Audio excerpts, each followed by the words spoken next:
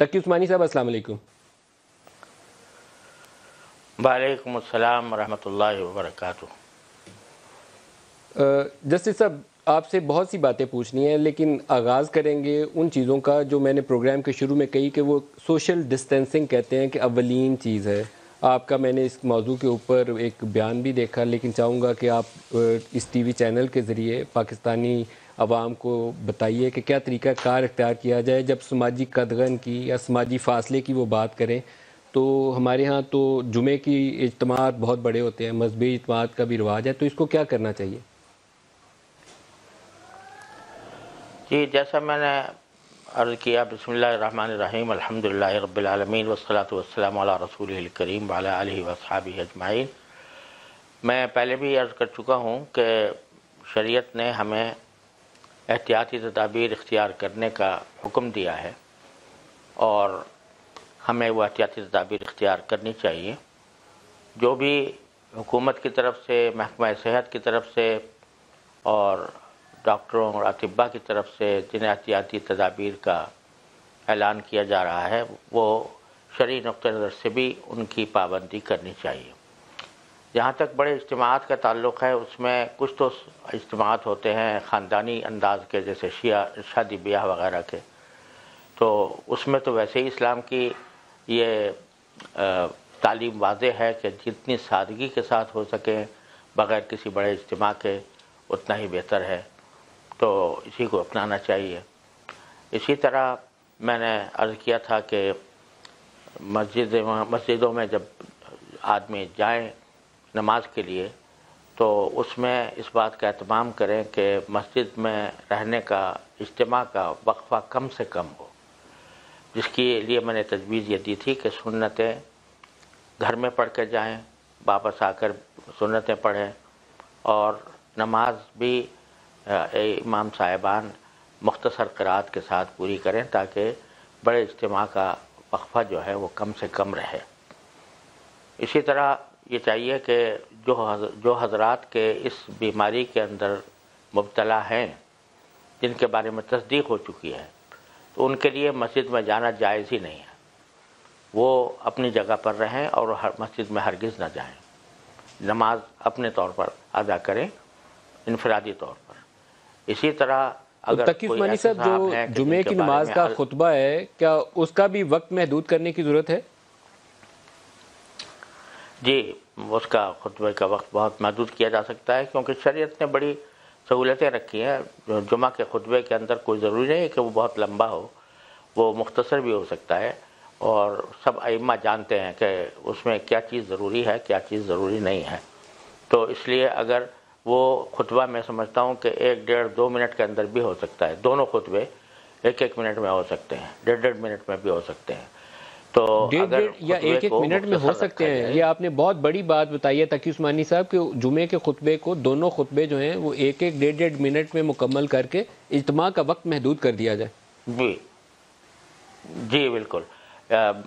میں سمجھتا ہوں جو ضروری چیز ہے خطبے کے اندر وہ حمد ہے اللہ تعالیٰ کی، اور نبی کریم صلی اللہ علیہ وسلم پر درود بھیجنا ہے، تقویٰ کا حکم دینا ہے، اور بس بنیادی طور پر یہ 3 چیز۔ اور پھر یہ کہ اس میں دعا ہے، تو دعا بھی مختصر مانگی جا سکتی ہے۔ یہ موقع ایسا ہے کہ اس وقت دعا قبول ہوتی ہے، تو دعا بھی مختصر مانگی جا سکتی ہے۔ سب ملا کر 1.5-2 منٹ کے زیادہ سے زیادہ خرچ ہو سکتے ہیں ایک خطبے میں، اور دوسرے خطبے کے اندر جو ہے وہ بھی تقریباً 1-1.5 منٹ میں ہو سکتا ہے، 2 منٹ میں ہو سکتا ہے۔ تو جتنا اس کو مختصر تقی صاحب، کیا نماز جائے کے حوالے سے وہ ایک اور سوال مختصر کر پوچھ لوں، لیجیے کرے جائے۔ ایک اور جی سوال نماز کے حوالے سے پوچھ لوں۔ جو جی صفیں بچھائی جاتی ہیں عام طور پر وہ ایک دوسرے سے جڑی ہوتی ہیں، تو کیا یہ مناسب ہوگا کہ پہلی صف، دوسری اور تیسری صف درمیان میں تھوڑا تھوڑا گیپ چھوڑا جائے؟ یہ طریقہ کار مناسب ہے یا وہ ویسے ہی ٹھیک ہے جیسے ابھی موجود ہے؟ نہیں، مناسب ہے۔ اگر تھوڑا سا وقفہ اور تھوڑا سا فاصلہ کر لیا جائے صفوں کے درمیان، کہ پہلی صف اور دوسری صف کے درمیان مناسب فاصلہ ہو، تو کوئی حرج نہیں ہے اس میں۔ بلکہ میں سمجھتا ہوں کہ میں نے جب ڈاکٹر صاحبان سے مشورہ کیا تو ان کا کہنا یہ ہے کہ اگر صفیں نہ ہی ہوں تو اچھا ہے، یا قالین نہ ہوں تو اچھا ہے، تو کیونکہ زمین کے اوپر اگر نماز پڑھی جائے گی تو وہ بہتر ہے۔ قالین کے اندر اور صفوں کے اندر بہت سے جراثیم کی وہ پناہ گاہ ہوتے ہیں، اس واسطے اگر وہ نہ رکھے جائیں تو بھی اچھی بات ہے. یہ مناسب ہے بات اور آپ کی، فاصلہ کیونکہ بھی فرش مناسب کو کر دھو دینا کے چاہیے. صاف کرنا نسبتاً آسان ہوتا ہے. جی بالکل، بجائے اس کے کہ قالینوں کو اور دریوں کو دھویا جائے اس میں بہت، اور اس سے اگر فرض کیجئے کہ اس کو ویکیوم کے ذریعے صاف کیا جائے گا تب بھی اس میں پوری طرح صفائی نہیں ہوتی. اس لیے اگر وہ ویسے ننگے فرش کے اوپر تو پڑے تقی تو صاحب اس یہ میں جو زیادہ فائدہ ہے انشاءاللہ. اس کے علاوہ جو سماجی قدغن کا جس کا ذکر ہوتا ہے یا سماجی احتیاط کا، کہ وہ کہتے ہیں کہ ایک دوسرے سے مصافحہ نہ کریں، ہاتھ نہیں ملائیں یا بغل گیر نہ ہوں، تو اس حوالے سے اسلامک نقطہ نظر سے آپ جی کیا کہیں گے؟ دیکھیے، مصافحہ جو ہے نا وہ کوئی نہ فرض ہے نہ واجب ہے، زیادہ سے زیادہ مستحب ہے. سلام، اصل چیز سلام ہے، اور مصافحہ جو ہے وہ صرف زیادہ سے زیادہ مستحب ہے، اور وہ بھی اس وقت ہے جب کہ اس سے کسی مضرت کا اندیشہ نہ ہو، کسی کو اس سے تکلیف نہ پہنچے، تو اس وقت میں مصافحہ ہے. لیکن بہت ساری صورتیں ہمارے فقہا نے لکھی ہیں کہ ان صورتوں میں چونکہ تکلیف پہنچتی ہے یا اس سے کوئی اور مفسدہ لازم آتا ہے تو وہاں پر مصافحہ نہیں کرنا چاہیے. تو میں سمجھتا ہوں کہ اگر جو محکمہ صحت ہے اور جو اس میدان کے ماہرین ہیں وہ اگر یہ کہتے ہیں کہ مصافحہ نہ کریں تو مصافحہ نہیں کرنا چاہیے. مصافحہ کرنے میں مصافحہ ترک کرنے میں کوئی شرعی خرابی لازم نہیں آتی، صرف سلام پر اکتفا کرنا چاہیے. اور مفتی تقی عثمانی صاحب، تعاون کے حوالے سے بڑی مستند احادیث ہے کہ جس علاقے میں تعاون ہو کہ اس میں جایا جی نہ جائے، اور اس علاقے میں جہاں تعاون ہو اس سے کوئی باہر نہ نکلے. کیا اس کا اطلاق اس والی وبا کی شکل میں بھی ہوتا ہے؟ اب تو ویسے پوری دنیا میں پھیل چکی ہے، لیکن اگر کنسنٹریشن ہے کسی علاقے میں تو اس کے اوپر اس حدیث کا اطلاق ہوگا؟ جی بالکل ہوگا، بالکل ہوگا، کیونکہ نبی کریم صلی اللہ علیہ وسلم نے ایک اصول بیان فرمایا ہے. اور تعاون، چونکہ اس وقت سب سے بڑی وبا اس وقت تعاون سمجھی جاتی تھی، اس میں ہزاروں افراد ہلاک ہو جاتے تھے، تو اس وجہ سے اس کا خاص طور پر ذکر فرمایا آپ نے. لیکن ظاہر ہے کہ تعاون کی طرح اور وبائیں بھی اسی حکم میں ہیں، اور موجودہ وبا کا بھی یہی حکم ہے کہ اس میں باہر سے لوگ اندر نہ جائیں، اندر کے لوگ باہر نہ آئیں. خاص طور سے اب آج کل تو اگرچہ ساری دنیا میں پھیل چکی ہے، لیکن کسی علاقے میں اگر اس کے اثرات زیادہ ہیں تو وہاں باہر کے آدمی کو نہیں جانا چاہیے، نہ وہاں کے آدمیوں کو باہر نکلنا چاہیے. تو جس علاقے میں کرونا وائرس کا بہت زیادہ پھیلاؤ ہو تو اس علاقے میں جایا نہ جائے، اور اس علاقے سے لوگ باہر نکل کے دوسرے علاقوں میں نہ جائیں. یہ بہت ایک اہم حدیث ہے تعاون کے حوالے سے جس کو مفتی صاحب ڈسکرائب کر رہے ہیں. مفتی صاحب کچھ دعائیں بھی بتائیے جو سنت سے ثابت ہوں، قرآن و حدیث کی روشنی میں ثابت ہوں، جو پڑھ سکیں ہم سب پاکستان کی حفاظت کے لیے، پاکستانی عوام کی حفاظت کے لیے. دیکھیے، میں نے کچھ دعائیں لکھ کر اس کو وائرل کی تھی، اور آپ کے پاس بھی میرے ایک کاپی بھیجی ہے اس کی. اس میں سب سے زیادہ تو آیت کریمہ جس کو کہا جاتا ہے کہ لا الہ الا انت سبحانک انی کنت من الظالمین، یہ حضرت یونس علیہ السلام کی دعا ہے، اور ایسے مواقع پر بہت مفید ہوتی ہے. اس کے علاوہ جو بسم اللہ، جب گھر سے باہر نکلیں یا کوئی کھانا کھائیں یا پانی پئیں تو اس وقت میں بسم اللہ الذی لا یضر مع اسمہ شیء فی الارض ولا فی السماء وهو السمیع العلیم، یہ پڑھنا چاہیے. اس کے علاوہ یہ ایک دعا ہے کہ مختصر دعا ہے، اللہم ارفع عنا البلاء والوباء، یہ بھی پڑھتے رہنا چاہیے. اس کا کیا اور مطلب اسی ہے طرح مفتی صاحب؟ اس کا مطلب ہے کہ یا اللہ ہم سے اس مصیبت کو اور اس وبا کو اٹھا دیجئے، جس وبا میں یا جس مصیبت میں ہم ہیں اس کو ہم سے ہٹا دیجئے. یہ معنی ہے. اور ایک چھوٹے بچوں کے لیے بھی آپ نے دعا تجویز کی تھی. جی، چھوٹے بچوں کے لیے بھی آپ نے تجویز کیا تھا کہ وہ جو پڑھ سکیں وہ پڑھ لیں، جو نہیں پڑھ سکیں تو ان کے گلے میں تعویذ بنا کے ڈال دیں ماں باپ ان کے. تو وہ دعا کیا تھی؟ جی وہ ہے اعوذ بکلمات اللہ التامات من شر ما خلق فاللہ خیر حافظا وہو ارحم الراحمین. یہ دعا بچوں کے اوپر دم بھی کر دیں اور تعویذ بنا دیں تو انشاءاللہ اس سے ان کو. اور مفتی صاحب اس کا مطلب کیا ہے وہ بھی اگر روشنی ڈال دیں تو سمجھ میں آ جائے گی سب کو بات. جی، معنی اس کے یہ ہے کہ اللہ تعالیٰ کے تمام مکمل کلمات، یعنی اس کی ساری صفات وغیرہ کے حوالے سے میں پناہ مانگتا ہوں ہر اس چیز سے جو اللہ تعالیٰ نے پیدا کی ہے. یہ ہے، اور اس میں سبھی کچھ آ جاتا ہے جو انسان کے لیے نقصان دہ ہوتا ہے. اور اس سلسلے میں اور میں آپ دوسرا سے حصہ ایک تو نئی قرآن بات پاک کہنا کی آیت چاہتا ہے فَاللَّهُ خَيْرٌ حافظہ، وہ آپ نے ساتھ ملایا ہے اس کے؟ جی بالکل، اللہ خیر حافظہ. اور یہ صحابہ کرام سے منقول ہے کہ وہ بچوں کے، حضرت عبداللہ بن عمر سے منقول ہے کہ وہ بچوں کے گلے میں یہ لکھ کر ڈال دیتے تھے، تو اس سے ان کی حفاظت رہتی تھی. تو آج کل چونکہ سنا ہے کہ بچوں کے اوپر یہ زیادہ مؤثر ہوتا ہے اور ان کا امیون سسٹم اتنا قوی نہیں ہوتا کہ وہ اس کو رہ سکے، اس کا دفاع کر سکے، اس لیے مفتی امیون صاحب یہ سسٹم جو کو برقرار دعا ہے رکھنے آپ کے نے لیے. بتایا کہ یہ صحابہ کرام پڑھ کے تو بچوں کے اوپر یہ دم کیا کرتے تھے. میں یہ دوبارہ آپ سے سمجھنا اور سننا چاہوں گا، یہ کافی میرے لیے انفارمیٹیو ہے یہ بات. یہ اعوذ بکلمات اللہ والی دعا جو ہے، یہ پوری دعا فَاللَّهُ خَيْرٌ حافظہ ملا کے یہ دعا آپ بتاتے ہیں کہ وہ صحابہ کرام بچوں کو لکھ کے ان کے گلے میں تعویذ بنا کے ڈال جی دیتے تھے. جی، حضرت عبداللہ ابن عمر رضی اللہ تعالیٰ عنہ سے یہ بات منقول ہے، جو حضرت فاروق اعظم کے صاحبزادے ہیں اور بہت ہی متبع سنت بزرگ گزرے ہیں اور نبی کریم صلی اللہ علیہ وسلم کی بہت صحبت اٹھائی ہے. وہ اپنے ان کے سے منقول ہے کہ وہ یہ ان کے گلے میں لکھ کر ڈالتے تھے. اور ظاہر یہ لگتا ہے، اگرچہ کسی روایت میں ثابت نہیں ہے، لیکن ظاہر یہ لگتا ہے کہ یہ الکلمات انہوں نے نبی کریم صلی اللہ علیہ وسلم سے ہی سیکھے تھے. اس کے ایک علاوہ نئی آپ نے بات میں آیت آپ سے عرض الکرسی کی کرتا ہوں جو افادیت کا بھی بہت، تذکرہ کیا ہے. جی بالکل، آیت الکرسی ہر نماز کے بعد پڑھ کر اپنے اوپر دم کر لیا جائے تو یہ بہت بڑا عمل ہے. آیت الکرسی جو ہے وہ بہت عظیم آیت ہے اور اس کے بڑے فوائد ہیں. یہ جو ہم امیون سسٹم کی باتیں کرتے ہیں تو ایک بہت بڑا یہ روحانی امیون سسٹم ہے جو ان دعاؤں کے ذریعے الحمدللہ اللہ تعالی نے قائم کر رکھا ہے.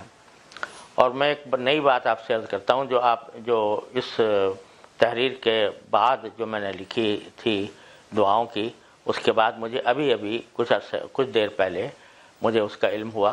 میرے پاس ایک ٹیلی فون آیا ہے ایک صاحب کا کہ جو عام طور جو بڑے نیک آدمی ہیں اور تبلیغ جماعت سے بھی ان کا تعلق ہے اور ان کو رسول کریم صلی اللہ علیہ وسلم کی زیارت بکثرت ہوتی رہتی ہے.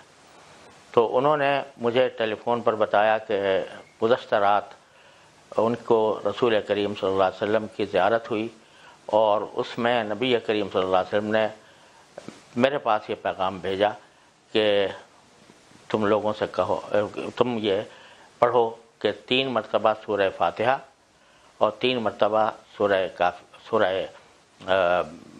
اخلاص. 3 مرتبہ سورہ فاتحہ یعنی الحمدللہ رب العالمین جو ہم نماز میں پڑھتے ہیں، اور 3 مرتبہ سورہ اخلاص یعنی قل هو اللہ احد اللہ الصمد لم یلد ولم یولد ولم یکن لہ کفوا احد، یہ 3 مرتبہ. اور اس کے بعد 313 مرتبہ حسبنا اللہ ونعم الوکیل، حسبنا اللہ ونعم الوکیل، حسبنا اللہ ونعم الوکیل، یہ 313 مرتبہ پڑھے ان موجودہ حالات کے اندر تو انشاءاللہ یہ اس میں اللہ تعالیٰ کی طرف سے حفاظت رہے گی. یہ نبی کریم صلی اللہ علیہ وسلم کی طرف منسوب کر کے انہوں نے بتلایا کہ خواب میں آپ نے یہ بتایا ہے. یہاں یہ میں عرض کر دوں کہ خواب بذات خود کوئی حجت نہیں ہوتا قرآن و حدیث کی طرح، لیکن اگر اس میں کوئی بشارت دی جاتی ہے تو اس پر عمل کرنے میں عام طور سے فائدہ ہوتا ہے. لہٰذا یہ میں سمجھتا ہوں کہ، اور جن صاحب نے خواب دیکھا تھا انہوں نے مجھے یہ بھی کہا کہ اگر آپ کے ذریعے اس کی تشہیر ہو جائے، دوسرے لوگوں تک پہنچ جائے تو اچھا ہے. اگر ہر مسلمان یہ کام کر لے تو امید ہے کہ انشاءاللہ وہ اس وبا سے محفوظ رہے گا. اللہ تعالیٰ سب کی حفاظت فرمائے. اچھا مفتی صاحب، اسی طریقے سے ایک صاحب ہیں، انہوں نے مجھے کسی کا آڈیو کلپ سنایا اور اس کے بعد بتایا کہ یہ سورہ معون جو ہے ارایت الذی یکذب بالدین، اس کو 7 دفعہ پڑھ کے تو دب کریں تو اس کی بھی ایسی افادیت ہے. کیا اس پہ بھی کچھ آپ روشنی ڈال سکتے ہیں؟ میرے علم میں نہیں ہے کہ اس کی، یعنی دیکھیے قرآن کریم کی ہر آیت جو ہے یا ہر صورت وہ اپنے کچھ اثرات رکھتی ہے، اس میں کوئی شک و شبہ نہیں ہے. بعض اثرات کا کسی کو علم ہو جاتا ہے، بعض کا کسی کو ہو جاتا ہے. تو یقیناً جو صاحب کہہ رہے ہیں ان کے پاس کوئی اس کی دلیل ہوگی کہ اس کا کرنے تو کوئی حرج نہیں ہے، اس کے کرنے میں بہت اچھی بات ہے. اچھا ایک آپ سے اینڈ میں سوال پوچھ لوں کہ اس میں ایک بہت زور ہے، میں نے آپ کو سماجی قدغن کا ذکر کیا تو اس میں ایک بہت بڑی احتیاط یہ ہے کہ آپ بار بار ہاتھ دھوئیں. تو بینگ اے مسلم باوضو رہنا تو بذات خود بہت اچھی بات ہے، تو ہم اگر باوضو رہنے کے اوپر بہت زیادہ زور دیں تو میرے خیال میں بہت بڑا ہتھیار ثابت ہو سکتا ہے اس میں کلی بھی ہو جاتی ہے، ناک میں بھی پانی جاتا ہے، منہ بھی ہم دھو لیتے ہیں اور ہاتھ بازو بھی دھل جاتے ہیں. بے شک بے شک بے شک. یہ تو تقی صاحب ایک مسلمان کے لیے تو شاید سب سے بڑا خیال پھر یہی ہوگا کہ وضو کو باوضو رہا جائے. بالکل سب سے اچھا بہترین ہوتا ہے، ہتھیار ہے یہ ہر لحاظ سے بھی، یعنی جسمانی اعتبار سے بھی اور روحانی اعتبار سے بھی. وضو جو ہے یہ خود ایک انسان کی حفاظت کا ذریعہ ہے، اور ظاہری صفائی کا بھی اور باطنی صفائی کا بھی، باطنی حفاظت کا بھی. یہ سارے اللہ تعالیٰ نے جو ہمیں احکام دیے ہیں الحمدللہ وہ ہمیں ہر حالت کے لیے وہ موضوع ہیں، اور ان کے اندر اس کا فائدہ ہوتا ہے اگر ہم اس کا اہتمام کر لیں. وہ فرمایا گیا کہ وضو کے اوپر وضو کرنا نور علی نور ہے. جب پہلے بھی وضو تھا دوبارہ وضو کر لیا، باوجود کہ وضو ٹوٹا بھی نہیں تھا، تو اس کو حدیث میں فرمایا گیا کہ نور علی نور، یہ ایسا ہے جیسے نور کے اوپر ایک دوسرا نور چڑھا دیا. تو یہ بہت بڑی تدبیر ہے، بہت بڑا ہتھیار ہے جو ہر مسلمان کو حاصل ہے. اور ظاہر ہے بھائی سب سے بڑی بات تو یہ ہے کہ آدمی اللہ تعالیٰ کے فرائض کو بجا لائے. یہ ساری کی ساری آفتیں جو آتی ہیں، ان آفتوں کا ایک سب سے مؤثر علاج یہ ہے کہ انسان اللہ تعالیٰ کا فرمانبردار بنے، اللہ تعالیٰ کے احکام کے اوپر عمل کرے، فرائض پر عمل کرے، نمازوں کی پابندی کرے، جماعت کے ساتھ بھی ان احتیاطوں کے ساتھ جو میں نے بتائی ہے اہتمام کرے، اللہ تعالیٰ سے رجوع کرے، اس سے دعا کرے اور اللہ تعالیٰ کی طرف رجوع ہو. یہ انسان کے لیے سب سے زیادہ مؤثر ہتھیار ہے کسی بھی بیماری، کسی وبا سے بچنے کے لیے. وہ اپنی احتیاطی تدابیر اپنی جگہ ہیں، ان کو بھی ضرور اختیار کرنا چاہیے، کیونکہ شریعت نے ہمیں یہ بتایا ہے کہ اسباب چھوڑنا یہ توکل نہیں ہے، بلکہ اسباب کو اور تدبیروں کو اختیار کر کے پھر اللہ پر بھروسہ کرنا چاہیے. اور اس کا مطلب یہ ہے کہ جب آدمی نے اپنی احتیاطی تدبیریں اختیار کر لیں، اللہ تعالیٰ کی طرف رجوع کر لیا، اب اللہ پر بھروسہ رکھے اور پینک نہ پھیلائے، کوئی ایسی دہشت لوگوں کے اندر نہ پھیلائے جس سے کہ لوگ خوفزدہ رہیں ہمیشہ. لیکن ہم بات یہ ہے کہ آپ کہہ رہے ہیں کہ جو ڈاکٹرز یا ہیلتھ منسٹری یا گورنمنٹ حکومت پاکستان جو احتیاطی تدابیر بتا رہی ہے، ان احتیاطی تدابیر کو کریں، ادویات بھی استعمال کریں، ان کو نظر انداز نہ کریں، وہ کرنے کے بعد پھر اللہ پہ بھروسہ رکھیں اور اپنا یقین پختہ رکھیں. بے شک، بالکل مفتی تقی عثمانی صاحب بہت شکریہ. آپ